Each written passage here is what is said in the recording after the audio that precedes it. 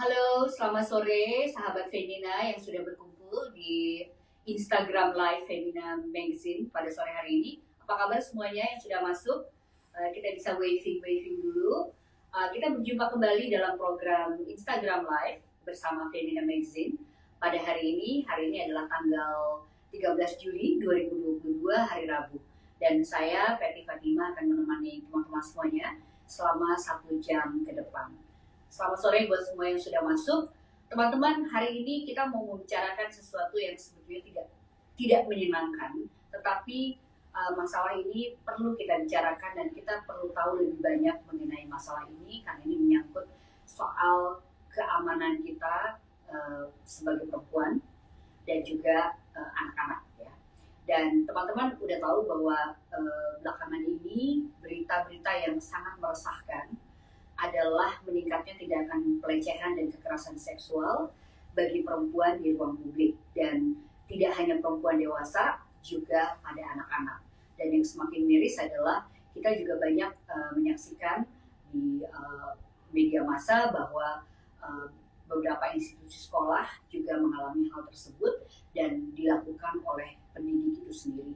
Ini sesuatu yang sangat kalau menurut saya red flag ya, atau warning bagi kita semua untuk kita tahu apa sih yang terjadi sesungguhnya, dan kita tidak bisa menutup mata atau berlaku tidak peduli ketika ada kejadian-kejadian seperti ini yang terjadi di lingkungan kita. Teman-teman, kita juga tahu bahwa kekerasan dan pelecehan seksual adalah hal yang buruk yang bisa menimbulkan trauma dan rasa ketakutan dalam diri korbannya bahkan sepanjang hidup dia. Nah, ini yang tentu saja kalau kita bisa tidak mengalami ini tentu sangat bagus, atau kita bisa mencari cara bagaimana agar ini tidak terjadi kepada kita dan lingkungan kita.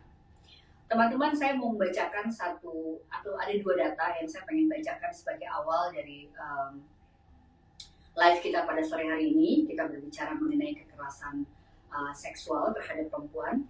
Jadi menurut survei pengalaman hidup perempuan nasional yang dilakukan Kementerian Pemberdayaan Perempuan pada tahun 2021, tingkat kekerasan fisik atau seksual terhadap perempuan itu sebesar 26,1%.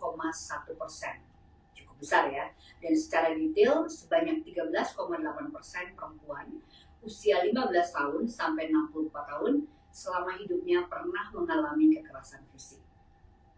Dan ada data juga dari catatan akhir tahun dari Komnas Perempuan 2022 yang selama kurun waktu 10 tahun mencatat kasus kekerasan terhadap perempuan, dan data pada tahun 2021 tercatat sebagai tahun dengan jumlah kekerasan berbasis gender yang tertinggi, yaitu meningkat 50% dibanding tahun 2020.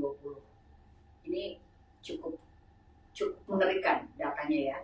Dan itu adalah sebanyak 338.496 kasus. Dan bahkan angka ini lebih tinggi dari angka KGB atau kekerasan berbasis gender sebelum masa pandemi di tahun 2019. Jadi kalau misalnya kita bisa menyimpulkan selama masa pandemi ini kekerasan terhadap perempuan termasuk kekerasan seksual itu meningkat cukup tajam. Itu sebuah catatan ya. Dan kita tahu bahwa kasus kekerasan seksual itu ibarat gunung es. Jadi yang terlihat itu hanya sebagian kecil, karena faktanya di luar sana ada banyak kasus yang tidak terlaporkan oleh korban. Entah korbannya begitu ketakutan atau juga dia tidak tahu harus melapor kemana. Nah, sore ini Femina akan mengundang tamu istimewa, yaitu Danika Nurkalisa M. Psikologi, seorang psikolog yang sekaligus manajer layanan konseling Yayasan Pulih dan juga pengajar di Universitas Bina Nusantara. Kita akan berbicara tentang kebisuan kasus kekerasan seksual ini dan apa yang sebetulnya kita bisa lakukan untuk membantu para korban kekerasan seksual agar merasa aman dan terlindungi ya. Jadi korban maupun para penyintas. Nah, sebagai informasi untuk sahabat Femina sekalian, Yayasan Pulih merupakan sebuah lembaga untuk layanan konseling untuk pemulihan trauma dan penguatan psikososial. Yayasan Pulih memberikan layanan langsung kepada korban kekerasan, sekaligus memberikan dukungan kepada mereka. dan juga melakukan program-program penguatan masyarakat di beberapa wilayah dan memiliki 3 kantor yaitu di Jakarta dan Banda Aceh. Dan usianya Yayasan Pulih ini sudah 20 tahun, jadi sudah sangat lama. Nah teman-teman, semoga bincang-bincang kita sore hari ini bisa menjadi ruangan yang aman bagi kita untuk saling berbagi dan bercerita tentang apa saja yang terjadi. Silahkan Anda bisa langsung ke kolom komen atau juga mungkin lebih nyaman untuk mend-DM kami di Instagram Femina Magazine. Nanti kalau masalah Anda dibahas oleh Mbak Danika dan saya, akan tentu saja nama dan identitas Anda akan disamarkan. Jadi ini adalah ruang yang aman untuk kita bisa berbicara mengenai masalah yang sedang menjadi masalah Indonesia pada saat ini. Saya akan undang dulu Mbak Danika ya. Oke, selamat datang untuk baru bergabung. Saya menunggu Mbak Danika. Teman-teman, Anda sedang berada di Instagram Live bersama Femina Magazine dengan tema membantu korban kekerasan seksual, kita bisa apa? Hai Mbak Danika. Halo, selamat sore Bu Peti dan teman-teman semua. Apa kabar? Oke, Mbak, Cukup mudah-mudahan baik. baik ya. Soalnya Mm. suara wajahnya Mbak Danika nggak terlalu jelas nih dari saya. Mudah-mudahan kita nggak kehilangan sinyal ya selama ngobrol ya, Mbak. Iya, amin. Di sini hujan cukup deras kebetulan, Oke, jadinya oke. semoga Mbak, sinyalnya masih sebelum cukup kita stabil. sebelum kita ngobrol, teman-teman Mm-mm. mungkin pengen tahu mengenai Yayasan Pulih ya. Tadi saya udah Mm-mm. ngobrol sedikit mengenai apa sih Yayasan Pulih itu, dan saya kira kalau di kota-kota besar di Indonesia itu sangat familiar dan populer. Tapi mungkin Mbak Danika bisa cerita sedikit sekarang Yayasan Pulih lagi ngerjain apa nih di bulan Juli ini. Silakan. Oke, terima kasih atas kesempatannya. Selamat sore semuanya yang tergabung dalam IG Live ini. Nah, nama saya Danika, saya saat ini bekerja di Yayasan Pulih sebagai psikolog dan juga pengajar di Universitas Bina Nusantara. Saat ini di Pulih Ya, sendiri, kita bekerja melakukan pelayanan. Halo, apakah sinyalnya ya, masih oke? masih Nah, silakan Mbak. sampai saat ini kami bisa memberikan pelayanan bagi masyarakat, baik itu masyarakat umum maupun Hai wilayah Mbak Danika. di Wah, saya Jakarta dan kehilangan sekitarnya. suara nih. Ya, Ya. halo? Ya, Apakah lanjutkan hilang Mbak. timbul Suaranya sinyalnya? agak hilang timbul, tapi diteruskan saja. Ya, betul. Oke. Eh, Mohon maaf ya. Silakan Mbak, dilanjutkan. Iya, mm-mm. Jadi kami memberikan layanan. Saat ini memang fokusnya masih layanan online, walaupun kami sudah mulai membuka layanan offline yang bisa klien-klien datang ke kantor kami di Pasar Minggu. Karena kantor layanan kami ada di Pasar Oke. Minggu. Selain itu, kami juga bekerja Mhm. di wilayah-wilayah, bekerja sama dengan beberapa lembaga dan juga kementerian untuk memberikan penguatan pelatihan tentang mental health and psychosocial support, terutama untuk merespon kondisi bencana pandemi selama kita sudah menghadapinya selama 2 tahun lebih ya. Nah, bagian dari visinya Pulih juga untuk membantu penguatan masyarakat yang menghadapi situasi bencana seperti pandemi saat ini.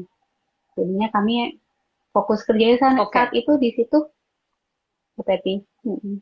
Oke. Oke, terima kasih Mbak Danika. Kita langsung ya, Hmm. teman-teman.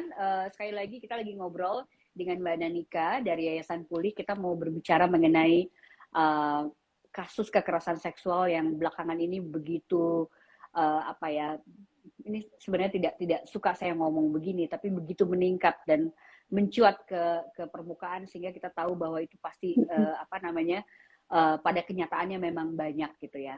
Mbak, ini pertanyaan saya yang pertama ya. Tadi Mm-mm. kan udah dijelaskan atau saya membacakan data akhir tahun dari Komnas Perempuan ya. Di situ dikatakan bahwa tahun Mm-mm. 2021 itu peningkatannya 50% dibanding tahun sebelumnya. Bahkan angka ini juga lebih besar dari angka kekerasan seksual atau kekerasan berbasis gender tepatnya, jadi lebih luas dibanding sebelum pandemi gitu. Nah, mungkin pertanyaan saya adalah kalau di Yayasan Pulih sendiri, apakah kasus angka untuk konseling itu juga kelihatan meningkat, Mbak, untuk pelecehan dan kekerasan seksual ini? Oke, peningkatan ya. Kebetulan untuk data-data di Yayasan Pulih sendiri, memang permintaan konseling itu meningkat cukup tinggi, sekitar 30%. Tentu saja ini Dibandingkan ada tahun lalu beberapa ya? kasus kekerasan yang dilaporkan, iya meningkat juga sama. Namun yang khasnya juga adalah eh, yang pernah mengalami sebelumnya, ya penyintas survivor pun jadi membutuhkan Ya. konseling lagi karena situasi pandemi ini meningkatkan kerentanan mereka, meningkatkan stresnya mereka, dan mungkin malah harus balik lagi ke rumah yang mungkin di rumah itu ada pelaku kekerasannya di situ, sehingga mereka terdampak lagi. Jadinya dampak pandemi ini juga bisa menyebabkan survivor atau yang yang sudah mengalami kekerasan di masa lalu, jadi mengingatkan lagi traumanya, mungkin dia harus kembali lagi ke tempat yang dimana ada pelakunya, sehingga itu jadi ada hal-hal yang dampaknya di situ juga sih selain peningkatan kasus ya, karena ketika situasi pandemi membuat layanan itu pun jadi terhambat ya, Benar. layanan langsung yang bisa datang itu jadi terhambat, sehingga dan mereka tidak bisa kemana-mana di rumah, jadinya kemungkinan besar kalau misalnya di rumahnya juga sudah tidak aman, ya mungkin jadi eskalasi kekerasannya jadi meningkat gitu. Dan laporannya semakin meningkat karena akses laporan dibuka secara online, jadi secara terbuka, informasi juga lebih banyak ya mengenai kasus-kasus, sehingga orang lebih aware dan akhirnya mau melapor apa yang dialami. Itu sih, ada apa ya, ada baik, saya nggak enak ngomong baiknya ya, tapi ada titik cerahnya, lebih yaitu ketika online, iya ya, ketika online aksesnya lebih banyak, orang lebih mengakses layanan dan juga melaporkan apa yang mereka alami. Walaupun tetap aja gunung es ya, kasus-kasusnya ya, masih banyak yang masih banyak dibanding dilaporkan. Iya, Mbak, saya mau spesifik ya. Tadi kan Mbak Danika bilang kira-kira naiknya 30% gitu ya dari sebelumnya. Kalau untuk kasus baru, itu ada pola-pola baru nggak yang mungkin tidak ditemukan oleh Yayasan Pulih sebelumnya? Oh, sekarang nih modelnya kayak begini nih gitu, yang dialami oleh teman-teman ini.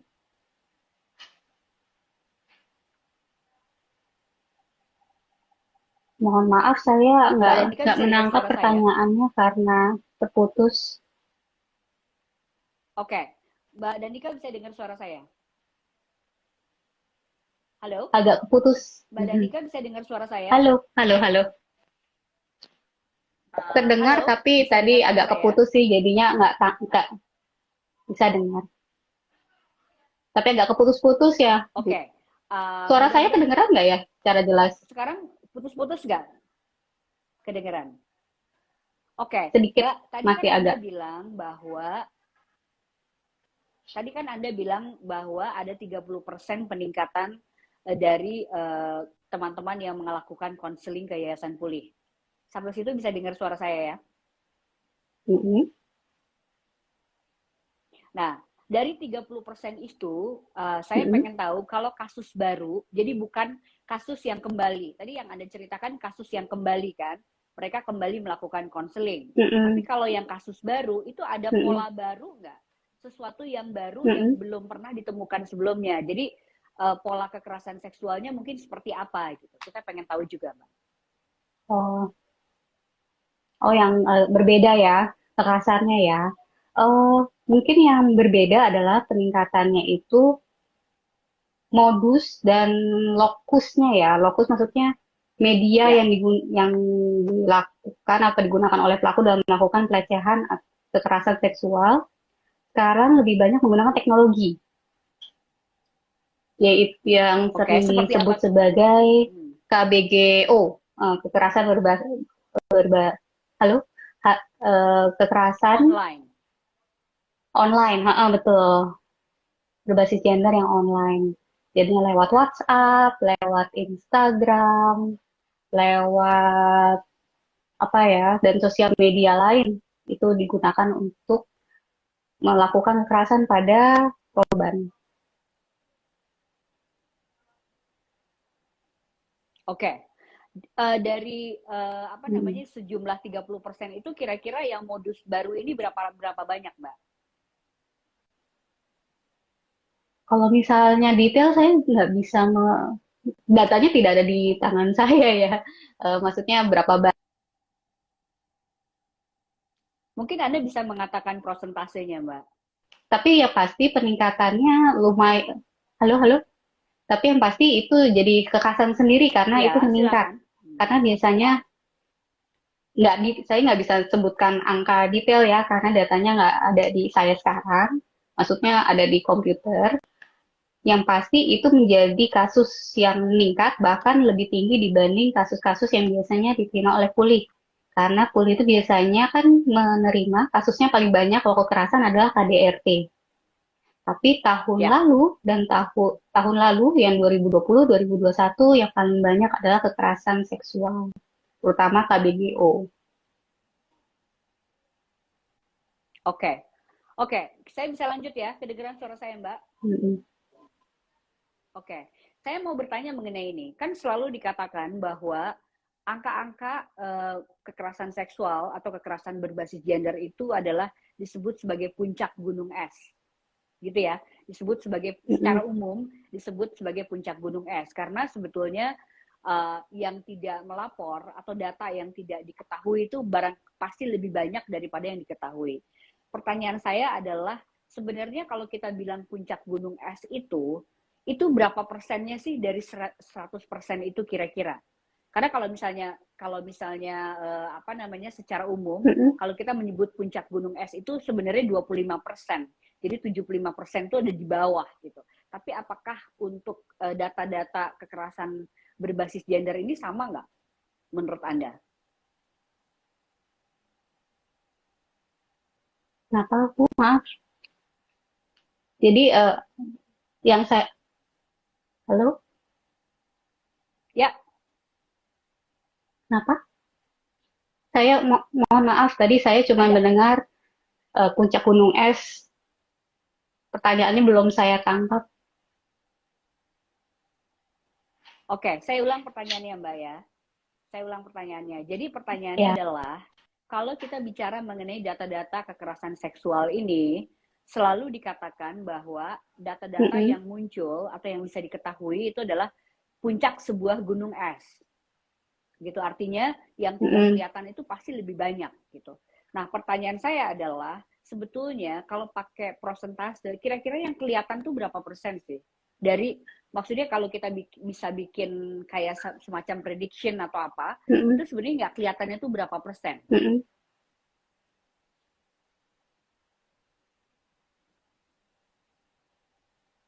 Kelihatannya berapa Halo? persen ya Bu? Tadi ya pertanyaannya ya. Kira-kira ada yang terlihat di yang diketahui masyarakat itu berapa banyak maksudnya.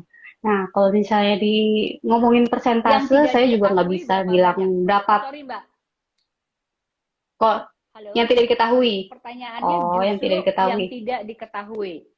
Nah, oh yang tidak diketahui. Nah, itu pertanyaannya menarik sih, pertanyaannya sangat penting sekali ya. Kayaknya berapa banyak sih yang tidak dilaporkan? Karena yang saya nggak tahu, tolong koreksi saya, mungkin teman-teman bisa mengkoreksi, karena bisa jadi bisa lebih dari 70% kejadian kekerasan seksual itu tidak dilaporkan. Ini tolong jangan di-quote ya, saya harus mencari lagi sumbernya itu dari seingat saya.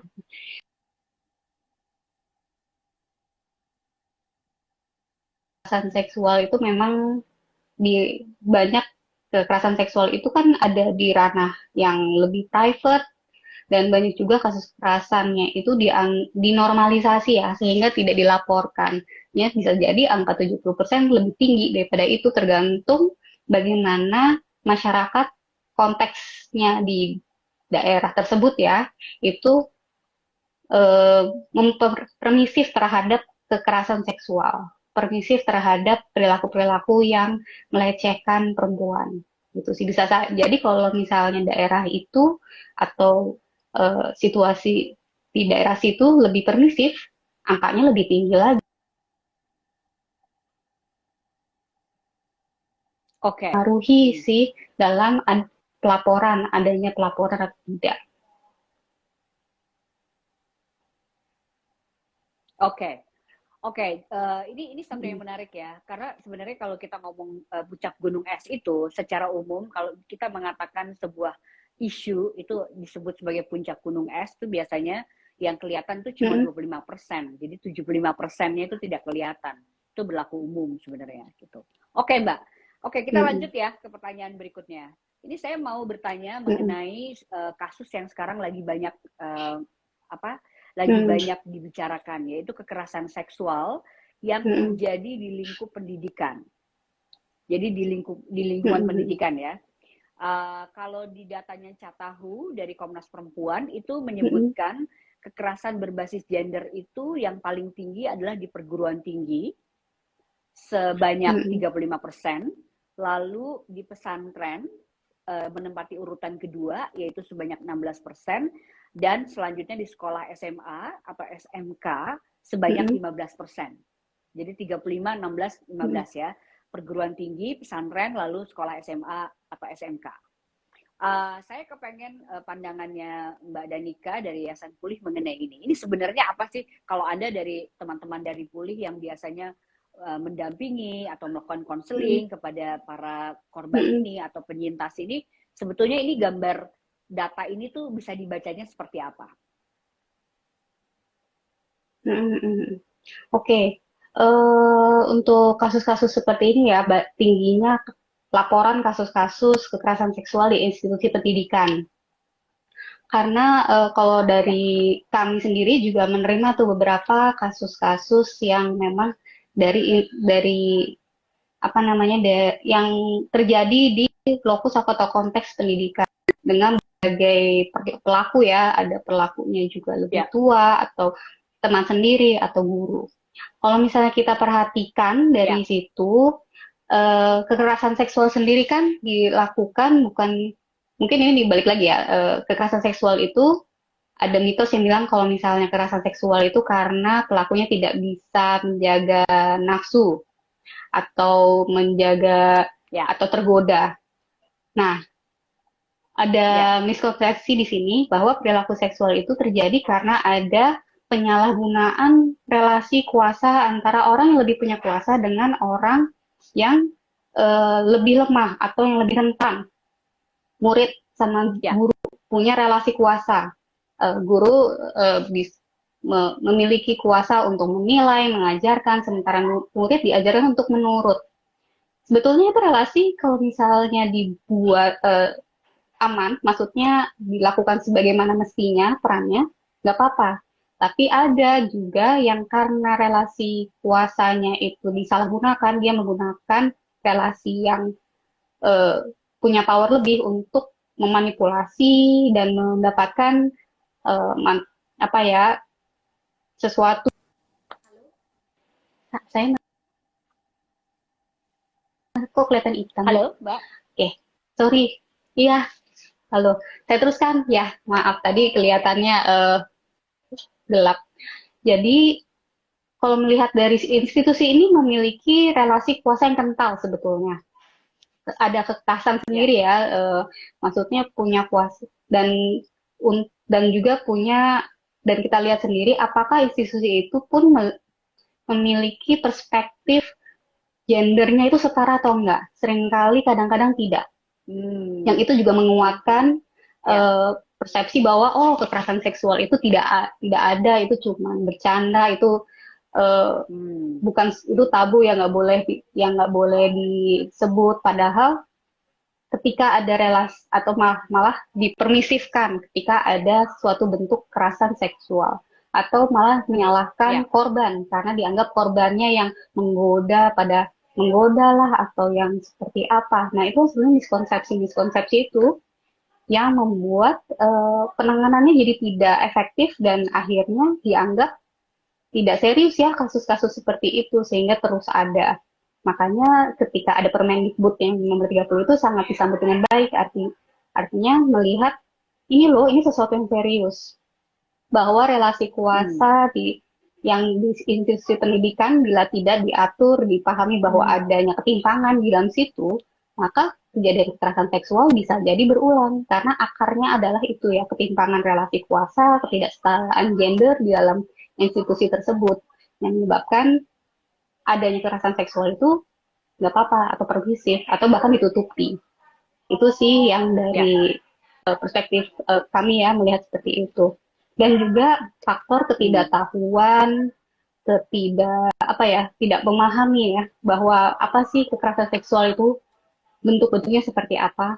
Karena sejauh ini banyak persepsi bahwa kalau kekerasan seksual itu kalau misalnya sudah terjadi pemerkosaan, penetrasi, pemaksaan, hubungan badan. Padahal kekerasan seksual itu ada spektrumnya ya.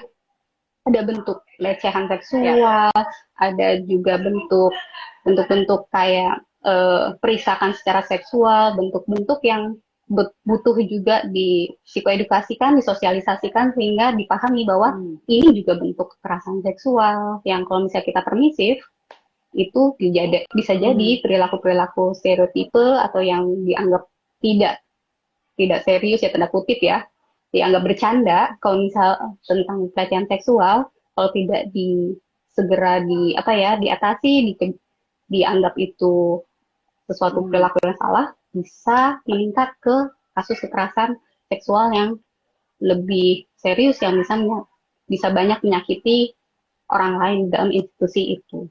Itu sih. Sorry, saya jadi panjang jelasinnya. Nggak apa-apa, Mbak. Ini menarik ya teman-teman, pasti teman-teman juga mencatat. Jadi sebenarnya kalau terjadi itu tuh bukan karena perilakunya, lebih banyak karena ada relasi kuasa itu yang paling penting ya. Ada orang yang lebih berkuasa terhadap orang yang lain gitu. Dan hal-hal lain yang disampaikan oleh Mbak Danika tadi. Mbak, kalau faktor budaya gimana? Kalau faktor budaya, kenapa faktor budaya ya? Iya, faktor budaya juga sebetulnya bagian dari situ ya, di mana aspek budaya dimanfaatkan untuk melakukan kekerasan. Jadinya saya kayak aspek budaya,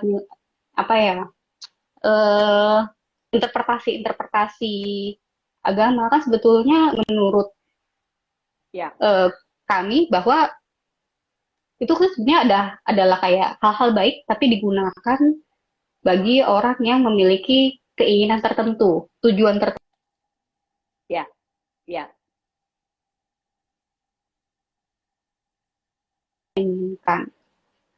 Itu sih yang jadinya balik lagi ke bagaimana sih orang-orang sekitarnya melihat dan menginterpretasikannya itu lebih peka juga terhadap kalau interpretasinya sebegini ada orang lain loh yang kelompok rentan akan terancam, kelompok rentan akan sulit untuk merasa aman di tempat mereka.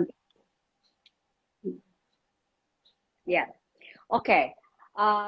teman-teman, untuk teman-teman yang ingin bertanya atau mungkin mau curhat juga terhadap isu yang sedang kita bahas, silakan Anda bisa nge-DM ke Femina Magazine. Nanti kita coba bahas ya sama Mbak Danika, atau juga kalau misalnya Anda mau share di kolom komen juga boleh. Nah sekarang nih apa yang tadi diceritakan oleh Mbak Danika itu kan jadi kayak alarm ya, gitu, terutama bagi orang tua yang anak-anaknya sedang ada dalam institusi sekolah ya, baik itu sekolah menengah, sekolah perguruan tinggi, atau bahkan juga pesantren-pesantren ini. Kita juga kan lihat nih dalam sebulan terakhir tuh berita tuh dipenuhi dengan seperti itu ya, di Malang, di Garut, di tempat-tempat lain juga gitu. Nah, dan boarding school itu kan sekarang sedang in ya, sudah banyak di Indonesia sekolah-sekolah yang juga menyediakan boarding school, nggak cuma sekolah yang berbasis agama tapi juga sekolah-sekolah umum gitu. Nah, mungkin Mbak Danika bisa kasih semacam tips untuk teman-teman yang para ibu dan bapak yang nonton acara kita sore hari ini, apa sih yang harus yang bisa dilakukan oleh orang tua sebagai tindakan preventif ketika mengirimkan anak-anaknya ke sekolah yang jauh gitu ya. Ini sekolah yang dekat aja udah bikin deg-degan. Ini apalagi sekolahnya jauh dan nggak pernah ketemu gitu. Hanya ketemu misalnya 6 bulan sekali atau 3 bulan sekali gitu.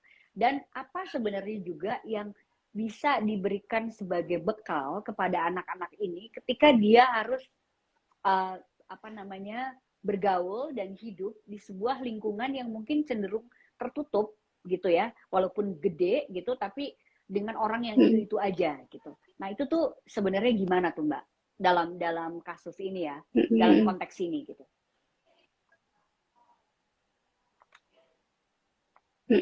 Oke, terima kasih. Itu pertanyaan penting sih, karena itu juga mengadres keresahan banyak orang juga ya, gimana ya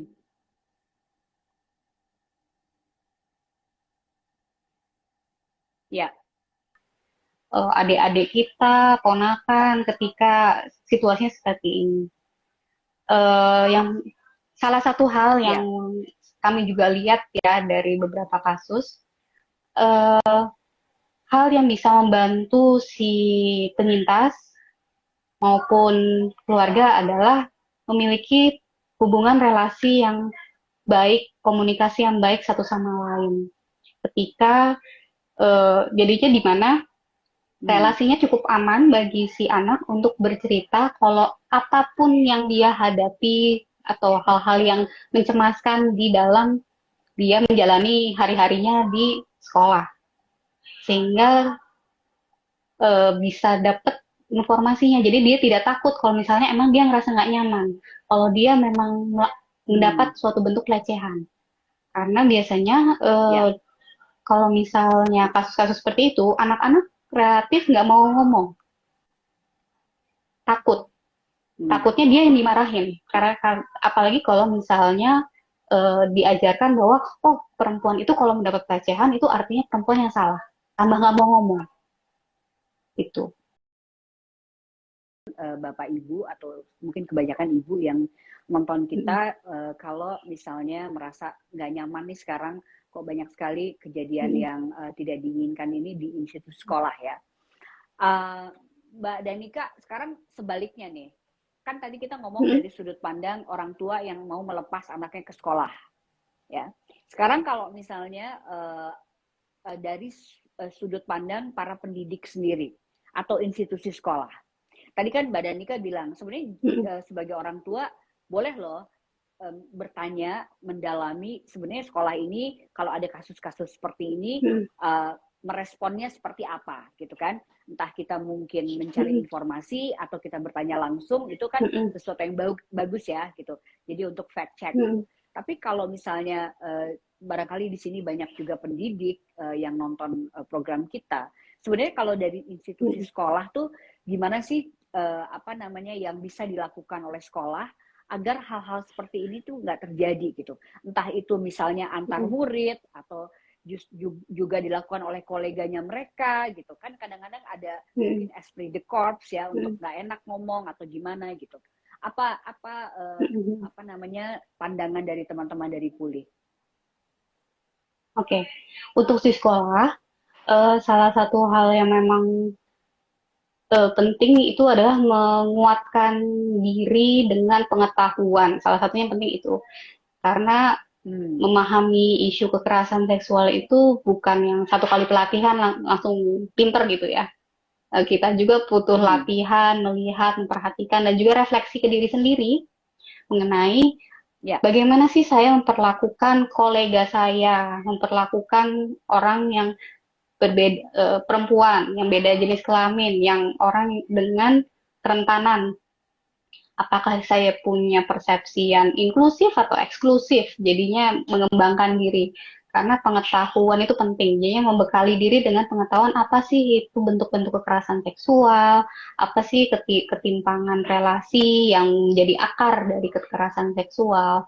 Dan selanjutnya itu secara pribadi, secara lembaga ada baiknya memang memiliki SOP penanganan. Itu kayaknya bagian dari undang-undang menteri kita juga ya, agar setiap institusi punya Ya, kebijakan dalam penanganan itu. Kalau perlu ada yang namanya kayak apa ya, anonymous eh, grievance grievance apa sih namanya button gitu. Jadinya ada yang bisa melakukan secara anonimus. Karena kasus-kasus kekerasan seksual itu sebaiknya, ya. bukan sebaiknya sih, harusnya adalah laporannya bisa dilakukan secara anonimus di mana nama namanya Hmm. si pelapor bisa terjaga. Sayangnya kan sekarang banyak laporan pusat-pusat laporan itu tidak anonimus ya, sehingga malah akhirnya si Betul. korbannya yang dieksploitasi. Padahal Hmm. baiknya memang harusnya anonimus dengan penyelidikan yang Anonymous tepat. ya. Karena salah satu laporannya itu sebaiknya memang harusnya anonimus dengan memiliki komite penyelidikan sehingga bisa benar-benar direspon atau ditangani sampai selesai, bukan hanya disapu di bawah karpet gitu. Kan seringkali sayangnya seperti itu Oke. ya, Hmm. kayak oh ya udahlah disapu Ya, betul. damai-damai terus selesai, tapi tidak ada perubahan SOP, Hmm. tidak ada akhirnya apa Hmm. namanya eh, vokal point buat laporan ataupun membuat direktori rujukan kalau misalnya memang ada kasus seperti itu. Itu sih salah satu hal yang Hmm. penting juga Hmm. dimiliki, yaitu punya itu. Ya, oke. Jadi ada SOP, Mm-mm, terus kemudian ada mm-mm, kalau bisa ada fasilitas untuk bisa melapor anonimus ya. Itu kayaknya itu paling penting sih ya, Mbak Danika ya. mm-mm. Karena bagaimanapun apa Iya, isu ini tuh sangat private ya, sangat pribadi gitu. Nggak semua orang mm, punya keberanian untuk bisa menyampaikan apa yang dia alami itu terus terang gitu kan. Gitu. Dia udah kebayang aja mm-mm, bagaimana pandangan orang terhadap dia gitu. Nah, ngomong-ngomong soal itu, sebenarnya saya pengen nanya ini nih, Mbak, kan memang untuk speak up mm-mm, pada kasus-kasus ini tuh bukan sesuatu yang mudah ya. Itu sangat bisa dimengerti mm-mm, gitu. Nah, terus saya mm-mm, juga uh, banyak membaca bahwa sebenarnya dalam posisi ini kita tuh nggak boleh dalam tanda kutip memaksa si korban itu untuk berbicara, walaupun kamu pokoknya akan mm-mm, disupport deh, tapi pokoknya kamu harus ngomong gitu. Nah itu katanya bukan cara yang tepat gitu. Jadi mereka itu harus diberikan ruang yang mungkin lama untuk bisa memunculkan keberanian itu dari dalam dirinya dia gitu. Bukan mm-mm, dipush sampai dia sendiri nggak nyaman gitu. Nah, padahal kan kalau kasus kayak gini nih waktu berjalan terus ya gitu. Mungkin karena waktunya berjalan terus, mm-mm. apa namanya bukti-bukti bisa jadi udah hilang dan segala macam gitu. Ini sebenarnya kalau teman-teman di Pulih tuh melihat begini gimana nih Mbak? Biar kita tuh nggak salah gitu kalau misalnya Mm-mm. ada sesuatu terjadi seperti ini di lingkungan kita. Gitu, Mbak. Oke, iya betul. Itu juga jadi proses yang dilematis ya ketika Iya, kasusnya mau betul. diangkat ke ranah hukum gitu ya, ke ranah laporan hukum Ya. itu memang jadi sesuatu yang dilematis dan akhirnya kita antara mengedepankan kesejahteraan si penyintas dan juga kejar-kejaran sama proses hukum gitu ya. Ya, itu juga Iya. sesuatu, itu pertanyaan yang sangat baik banget sih untuk melihat itulah Hmm. kompleksitas hukumnya di Indonesia bagaimana pelaporan. Kalau misalnya di Yayasan Pulih sendiri memang di kita juga punya rekanan seperti ke LBH Apik yang Ya. mendampingi proses hukum dan kami akan membantu dalam Ya. menguatkan. Jadinya kita memang tidak Hmm. akan apa ya, tidak akan sugar coating gitu kayak oh nanti akan baik-baik saja kok kalau kamu akan ngomong, karena kan memang prosesnya Hmm. akan panjang dan mungkin saja dia mendapat stigma-stigma tertentu karena kondisi sosial kita masih seperti ini. Ya. Kita ada konseling Hmm. penguatan untuk membantu si penyintas setidaknya cukup stabil, belum pulih ya, maksudnya cukup Hmm. stabil untuk membicarakan apa ya, Hmm. untuk mengatakan, menjelaskan apa yang dia alami. Jadinya itu sih Ya. kita membantu dalam proses menstabilisasi, menguatkan, makanya kita dibilangnya penguatan psikososial ya, dan menguatkan keluarga yang menjadi sumber tenaga dan sumber kekuatan dari si penyintas. Penyintas akan bisa memproses kejadian yang dialami, mencari keadilan. Biasanya yang kami pelajari ya, ketika keluarga dan orang-orang sekitarnya itu Hmm. ngedukung. Yang walaupun dia merasa traumatik, dampak-dampak Hmm. psikososialnya sangat kuat, ketika orang-orangnya mendukung, siap untuk apa ya, jadi senderan ketika dia merasa nggak kuat, dia tahu dia punya senderan, dia akan berani maju. Sehingga penting banget ya memang menguatkan orang-orang di sekitar si penyintas itu sendiri. Karena orang-orang tersebutlah Ya, yang akan membantu penyintas lebih lama dibanding kita pendamping yang mungkin ketemu cuma 2 jam, tiga hmm, jam seminggu. benar, benar. Ketika dan juga masyarakat ya, ketika keluarganya kuat mendukung, mereka juga bisa membantu membentengi ketika netizen menyerang Hmm, gitu. ya, benar. Bisa Apakah benar membantu, itu ya? bisa membantu grounding. Hmm, Iya, ya, iya kadang-kadang kan oke, itu oke, jadi sumber stres juga ya ketika serangan-serangan netizen benar, itu. benar. Yang itu yang membuat Ya, penyintas kan apalagi, kadang-kadang suka nggak mau speak up karena itu ya ya, serangan-serangan dari masyarakat benar. yang cuma tahu seujung dari kasusnya. Tapi sudah punya judgement yang panjang, kali lebar, kali tinggi gitu. Tuh. Itu Betul. sih, Dan jadinya memang sekarang kan rata-rata penguatan orang, dan juga kita sama-sama mengadvokasikan itu. ya, dan rata-rata kan Hmm. sekarang orang memang punya sosial media, jadi agak susah ya untuk tidak Iya. apa namanya tidak mendengarkan apa kata netizen itu kan, Mbak Danika. Oke, teman-teman, jadi harus Mm-mm. hati-hati ya kalau kita kasih komen, pengen beropini di sosial media, mungkin itu akan menyakitkan atau membuat teman-teman yang Mm-mm. sedang menjadi penyintas ini justru semakin menderita ya gitu. Nah, Mbak, kan Iya. ada istilah Mm-mm. tuh ya bystander effect ya, bystander effect Mm-mm. bahwa kadang-kadang misalnya terjadi suatu pelecehan Mm-mm. seksual atau kekerasan seksual dan ada saksi mata pada tempat tersebut, tapi Mm-mm. saksi mata ini benar-benar nggak bisa ngapa-ngapain gitu. Tiba-tiba menjadi Mm-mm. paralyzed gitu, menjadi lumpuh kuatan kuat ya. Sebenarnya itu tuh apa sih yang terjadi Mbak kalau Mm-mm. kayak gitu?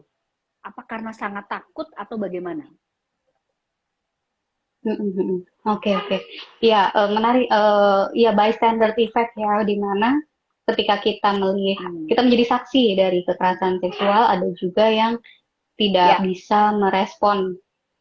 Nah, balik lagi ke Hmm. tergantung ya kayak kasusnya seperti apa dan situasinya seperti apa. Kalau Ya. mungkin dia adalah orang yang relatif rentan ketika, jadi contoh dia adalah karyawan melihat rekannya dilecehkan oleh bos, presiden, CEO gitu. Ya. Mungkin sebagai posisinya dia tidak memungkinkan untuk merespon karena resikonya terlalu besar buat dia. Resikonya terlalu Ya. besar untuk mengintervensi langsung gitu. Yang kita mesti balik lagi ngelihat seberapa jauh sih resiko seseorang untuk mengintervensi suatu kejadian kekerasan seksual. Jadi makanya ketika orang bilang Hmm. kenapa kagak dilapor, kenapa nggak dicegah, lihat dulu resikonya ke yang lapor gimana. Kalau resikonya lebih gede, dia bisa dipecat, dia bisa dihukum, dia bisa kehilangan kerjaannya, sementara dia punya harus menafkahi banyak orang sekeluarga, mau nanggung kalau misalnya dia yang laporin, kan seperti itu ya. Bagaimana sih resikonya? Ya. Dan kedua, ada juga orang nggak tahu itu pelecehan, dianggap sesuatu yang biasa. Bisa jadi seperti itu. Oh, Hmm. mungkin jadinya kayak, oh itu mah biasalah di tempat sini. Dianggap itu sesuatu yang Hmm. normal atau bahkan, Lumrah. ah itu mungkin berlebihan aja, lumrah. Emang orangnya seperti itu Hmm. kok gitu. Nah, itu juga Hmm. ada. Sehingga dia tidak merasa itu sesuatu yang urgent. Apalagi kalau misalnya si korbannya sendiri ngerasa atau cenderung tidak berespon ya ketika mengalami suatu bentuk pelecehan kayak diem aja atau ikut tawa padahal dalam hati mungkin dongkol Ya. tapi karena oh Takut. enggak Ya. kok kayaknya sih dia Hmm. kayaknya nggak apa-apa kok jadi nggak sesuatu yang urgent untuk diintervensi. Nah ada juga faktor di mana dia nggak tahu jadi dia nge-freeze karena terus kalau kayak gini saya mesti Hmm. ngapain ya gitu. Dia tidak punya pengetahuan, dia tahu bahwa itu salah, dia ingin melakukan sesuatu tapi dia tidak tahu apa yang bisa saya lakukan tanpa membuat saya beresiko gitu. Saya apa saya marahin, apa saya giniin, apa saya gituin, karena kan mungkin berbeda ya. Dan kadang itu yang membuat orang juga kayak takut salah langkah, jadi mendingan saya diemin itu. Sehingga itu tuh yang teman-teman yang aku nggak tahu nih mesti ngapain, itu yang bisa kita advokasikan juga ya. Apa yang harus kamu lakukan adalah gitu. Dan jenis-jenis kekerasan seksual adalah seperti ini. Makanya pentingnya bagian advokasi dan psikoedukasi itu di situ sih, membantu teman-teman yang mungkin jadi bystander, tidak mengalami bystander effect, tapi melakukan suatu bentuk intervensi. Intervensinya itu bukan kita fokusnya adalah melindungi si penyintas atau korban. Mungkin tidak untuk mengintervensi pelaku dulu ya, karena kan pelaku kan bisa beresiko ya. Maksudnya dia bisa menyerang balik, tapi lebih ke bagaimana sih caranya melindungi korban atau penyintas ketika dia mengalami suatu bentuk pelecehan. Kayak misalnya, oh kalau saya laki-laki, saya melihat ada perempuan dipepet-pepet sama laki-laki lain, oh daripada saya negur, saya akan berdiri di antaranya. Itu sebetulnya salah satu bentuk intervensi kan ya, ketika ada pelecehan seksual kalau di tempat umum.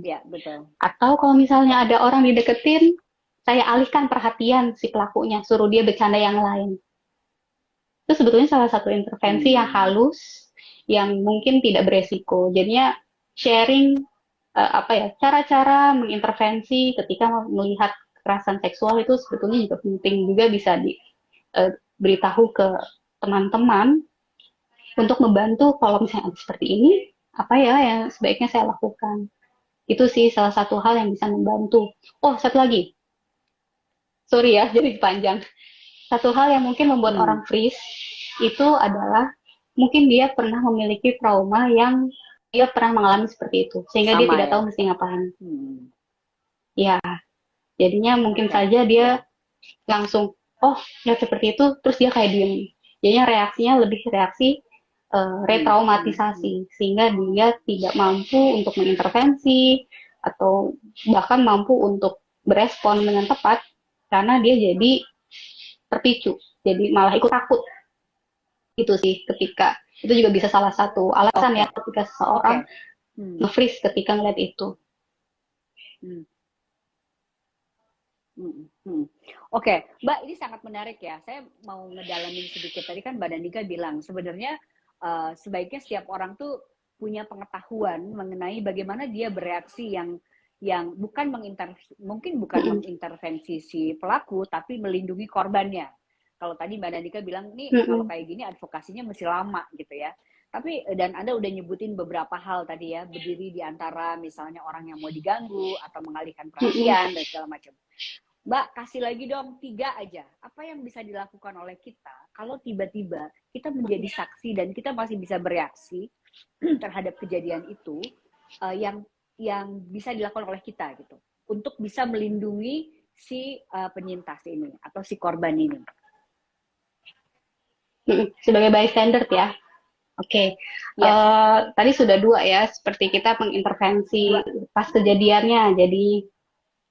Jadinya kayak kita berdiri di antara, kita mengalihkan perhatian si pelaku. Kita juga bisa ngajak ngobrol si korban kayak, kamu dari mana, pura-pura kenal.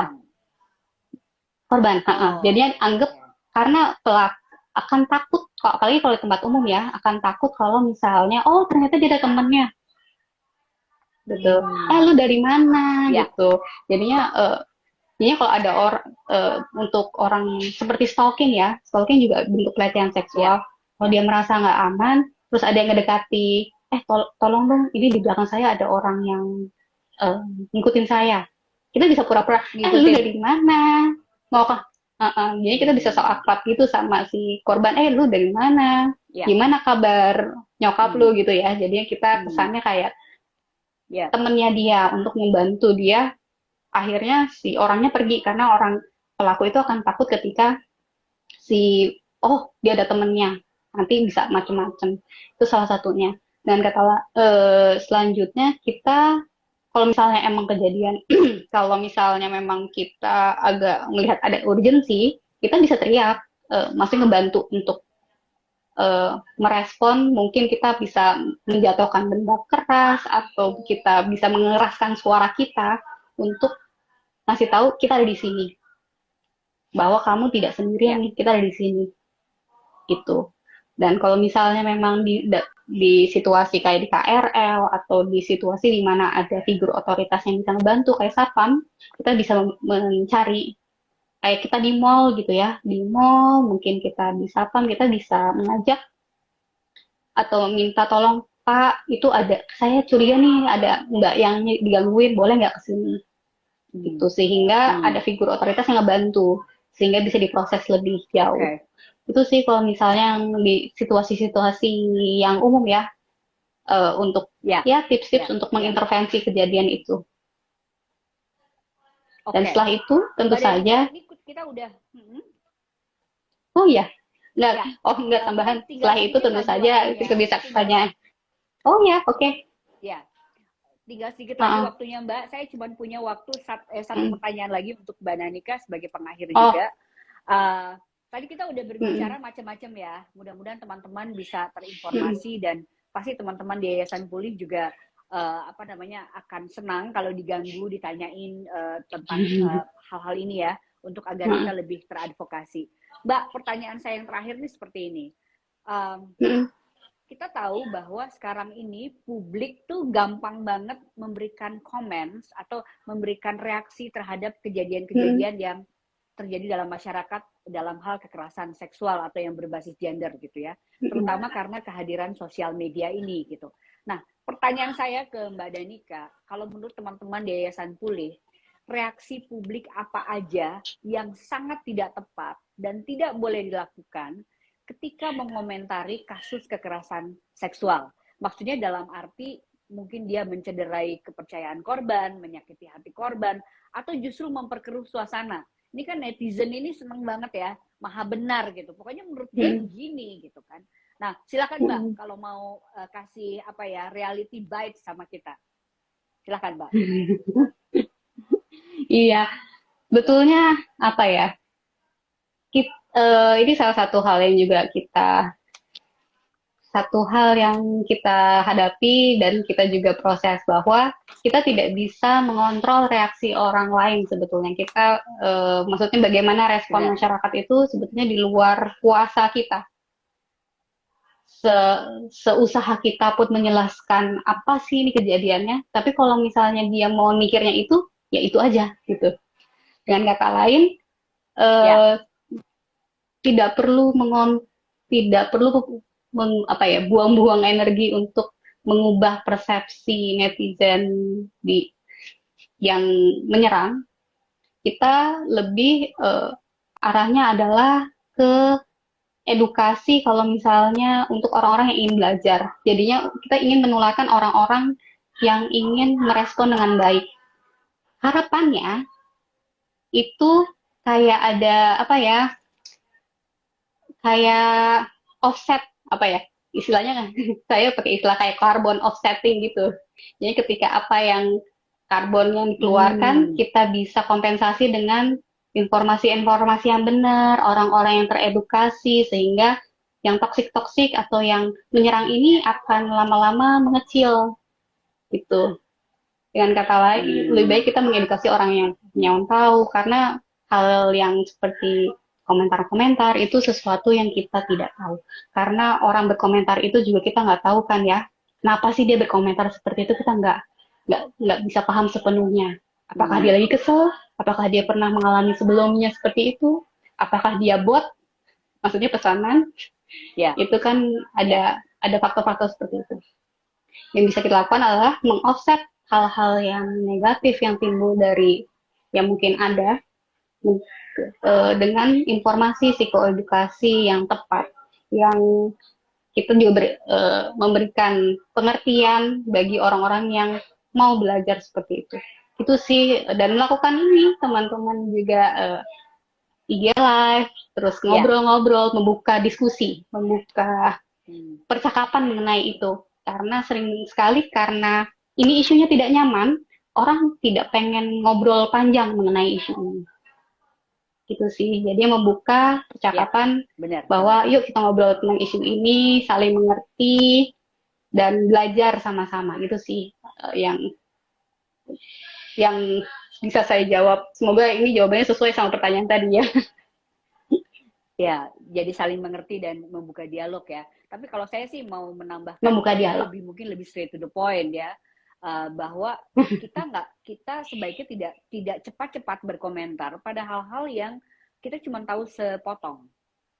Kalau kita nggak punya opininya, lebih baik kita diam aja. Kita kan nggak tahu apa yang terjadi gitu. Barangkali kedewasaan bersosial media juga perlu mulai perlu mulai kita pikirkan gitu. Apalagi ini kasus kekerasan seksual ya. Kita tahu para penyintas ini begitu menderitanya gitu. Jadi nggak perlu berkomentar cuman karena semua orang berkomentar. Kalau itu menurut saya ya. Oke. Halo? Mbak Iya, Danika, setuju. Ya. Ya. Saya setuju. Mbak Danika, Jangan terima kasih komentar banyak. kalau misalnya nggak tahu. Ya, tidak perlu berkomentar cuman karena semua orang berkomentar. Itu mantra yang paling tepat ya di dunia sosial media seperti sekarang. Mbak Danika Nurkalisa, psikolog dan manajer layanan konseling dari Yayasan Pulih. Terima kasih banyak untuk obrolan kita sore hari ini, Mbak. Sama-sama. Terima kasih teman-teman sudah mengundang kami di Yayasan Pulih. Semoga teman-teman Femina tuh Terima kasih. bisa kita ngobrol-ngobrol lagi ya. Ya, pasti ya. Nanti kita bikin seri berikutnya. Sekali lagi terima kasih Mbak Danika untuk waktunya.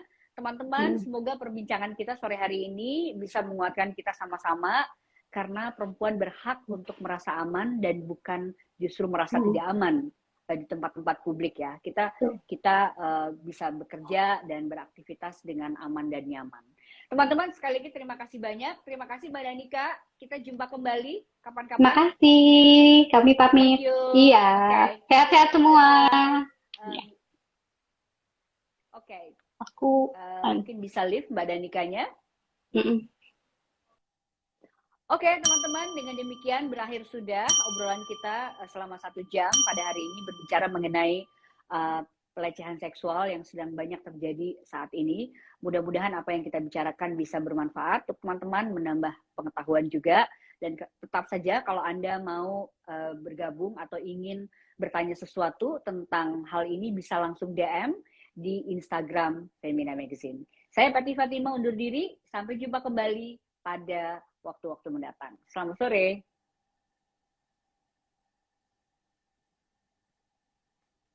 Bye.